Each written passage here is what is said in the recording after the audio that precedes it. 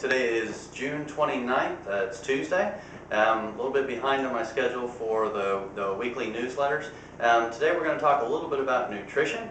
I'm going to just touch on a couple of subjects really quick. Last week we talked about staying hydrated in this heat. One of the other things we want to touch on besides water intake is good nutrition.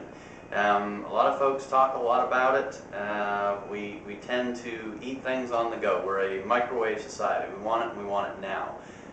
One of the things that I would highly recommend is plenty of vegetables, fresh fruit.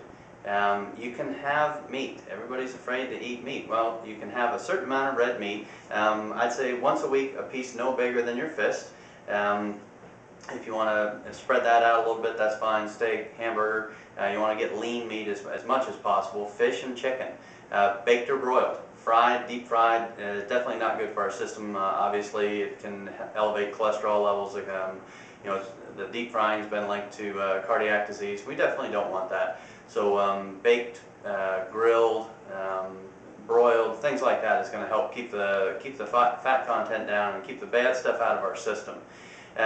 We also want to talk about supplementing.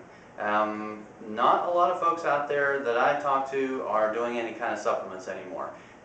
If they do, they're buying stuff over the counter, $4 or $5 bottles of multivitamins. You get what you pay for in that. When you do take a supplement or a multivitamin, you want to make sure it's a good organic multivitamin. You want to try to make sure that it's gluten-free. Gluten is a binder. Gluten is made up of wheat. And what we do know about gluten, there's a lot of folks out there that have sensitivities to it. It can irritate the gut. Once the gut gets irritated, then we start having absorption of incompletely digested foods. That gets into the bloodstream, and then we have all sorts of problems. Wheat is not the same as it was 60 years ago. It's been genetically engineered and changed so much that it doesn't always have the good nutritional properties that we would like. So kind of limit your gluten intake, a lot of fresh vegetables, fresh fruits. Exercise. Everybody should be exercising. Doesn't mean you have to go out there and run a triathlon or run a marathon. Just get out and do a mile a day.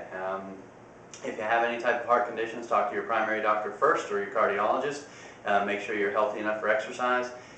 With the heat being the way that it is around here in North Carolina this year, early in the morning or later in the evening when the temperatures start to come down a little bit. Make sure you take some water with you, stay hydrated. Again, this is Dr. Adams. I hope you enjoyed the information, and tune in next week and we'll have more updates. Thanks.